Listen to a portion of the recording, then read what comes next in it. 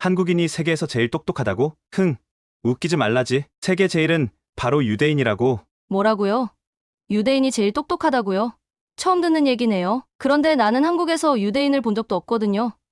한국에서는 아닌가 보네요. 그건 안녕하세요. 감동 레전드입니다. 저희는 실제 사연을 바탕으로 재구성한 이야기를 전달해드리고 있습니다. 영상 수익은 독거노인 및 불우이웃 등에게 전액 기부되니 꼭 끝까지 시청 부탁드립니다.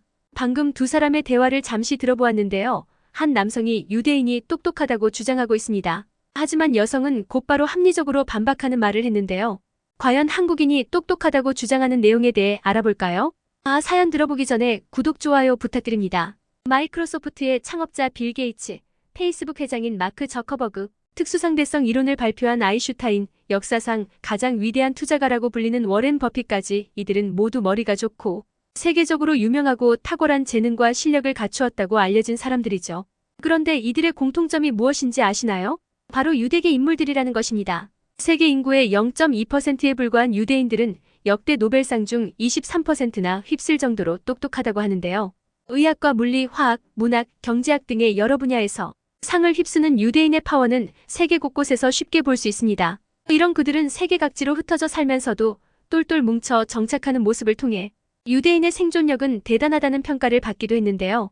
하지만 그런 유대인들의 파워가 유일하게 닿지 못하고 그들이 뿌리내리지 못한 곳이 있었습니다. 그곳은 바로 한국이었습니다. 주변국인 일본만 봐도 그곳에 터잡은 유대인이 5,700명이나 된다고 하는데요. 2차 세계대전 당시 일본은 유대인을 학살한 독일의 동맹국이었습니다. 그런 일본에서도 터를 잡은 것이 유대인인데 왜 한국에는 유대인 다세대 주택이 하나도 없고 유대인 협동조합이 생기지 않았을까요? 이에 대해 유대인 심리학자는 굉장히 흥미로움을 가지며 한국을 조사했다고 하는데요. 과연 어떤 이유에서인지 한번 알아보겠습니다. 우선 한국과 유대인은 굉장히 유사점이 많은데요. 첫 번째로는 강한 생존력을 예로 들 수 있습니다. 한국인과 유대인 두 민족 모두 작은 나라이면서 주변의 나라와 갈등이 많았는데요. 한때 수많은 침략을 당했지만 현재까지도 꿋꿋이 생존해 있음은 물론 오히려 그런 일이 언제 있었냐는 듯 더욱 잘 살고 있죠.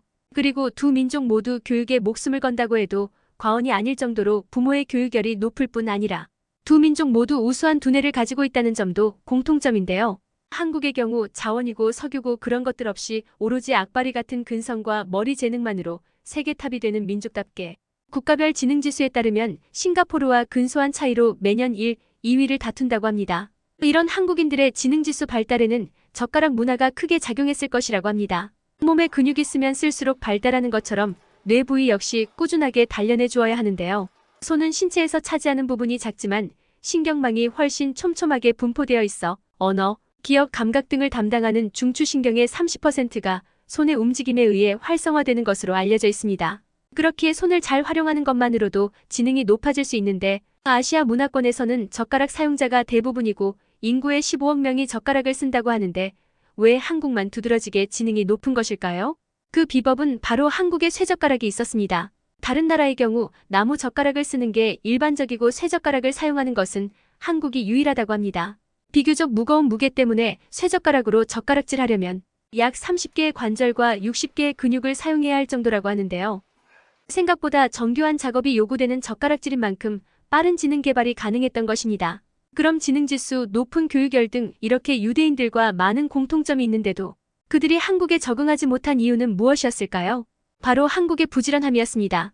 유대인들도 부지런하고 똑똑한 속성을 가지고 있지만 한국만큼 부지런하지 않아서 경쟁에서 밀릴 수밖에 없었던 것입니다. 세계 사람들이 한국의 부지런함에 혀를 내두른 건 한둘이 아니었는데요.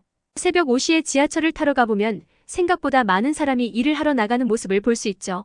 여기에 한국은 직장인들뿐만 아니라 학생들조차 이른 시간에 일어나서 공부하러 나가는 나라입니다. 그리고 외국인들이 제일 놀라는 것은 새벽반의 존재인데요. 한국 대부분의 학원에는 새벽반이 따로 있습니다. 노량진만 해도 아침부터 강의를 듣기 위해 새벽 4시부터 줄을 서는 사람들이 있고 수영, 요가, 헬스 등 관광시설들은 새벽 6시부터 문을 열 뿐만 아니라 이 시간대에 이용하는 사람들 또한 적지 않다는 사실에 놀라는 것입니다. 이처럼 한국인들은 열정적이고 하루를 근면성실하게 사는 것을 굉장히 뿌듯해하는데요. 한국인들의 이런 근면성실함을 잘 보여준 사례가 한 가지 있습니다. 바로 신과 함께가 개봉된 순간이었는데요. 친구와 함께는 주인공 김자홍이 사망한 뒤 사후 세계에서 재판받는 내용을 그린 영화입니다. 하지만 이 영화 속에서 화제가 되었던 것은 바로 극 중에서 등장하는 7가지의 지옥이었는데요. 거짓, 배신, 지옥을 포함한 총 7가지의 지옥 중에서 한국인들에게 가장 화제가 되었던 것은 나태지옥이었습니다. 나태지옥은 나태하게 살며 삶을 허비한 사람들의 죄를 심판하는 곳이었는데요. 이 영화를 본 한국의 네티즌들은 이걸 보고 땅을 파면 되지 않느냐, 중간에 있는 기둥 위에 떨어지면 되는 거 아니냐며 어떻게 하면 덜 고통스럽게 버틸지 고민하는 내용들을 공유했습니다. 이를 본 한 미국 네티즌은 아는 한국인들은 전 세계적으로 인증받은 빨리빨리의 민족이며 다른 나라가 한 달 길게는 3달 휴가 갈 때 일주일 휴가면 엄청 길다고 생각하면서 열심히 일하는데 낙태지옥을 두려워한다라는 내용의 트윗이 올라오기도 했습니다. 이렇게 열심히 살다 보니 외국인들에게 한국은 기적을 만들어내는 나라로 불리기도 하는데요. 일제강점기와 6.25 전쟁을 거치면서 세계 최빈국으로 전락했던 대한민국이 불과 30여 년 만에 한강의 기적까지 이끌어내며 대한민국의 부흥을 다시 한번 전 세계에 보여주었던 88 서울올림픽부터 장롱 속의 돌반지까지 꺼내며 이겨냈던 IMF 3번의 도전 끝에 이루어낸 평창 동계올림픽까지. 특히 한국이 IMF 외환위기를 맞았을 때 주변국들은 한국이 회복하는데 최소 20년이 걸릴 것으로 예상했습니다. 하지만 이를 보란듯이 뒤집고 IMF가 시작된 1997년의 3년 후인 2000년에 빌린 차입금을 모두 상환하며 다시 한번 국가 경제를 정상화했죠. 이런 놀라운 일이 모두 가능했던 것은 한국인의 어떻게든 목표를 성취하고자 하는 태도, 일에 대한 열정 덕분일지도 모릅니다. 이러한 근면 성실 DNA를 바탕으로 현재 한국은 세계 10위 경제대국, 수출 6위의 무역 강국으로 성장하며 1인당 국민소득도 지출을 추월하는 등 과거와 비교해 엄청나게 국제적 위상이 높아졌는데요. 하지만 이에 대해 부정적으로 보는 시각도 있긴 했습니다. 한국은 근면 성실하긴 하지만 쉬지도 못하고 놀 줄도 모른다는 것입니다. 하지만 정말 그럴까요?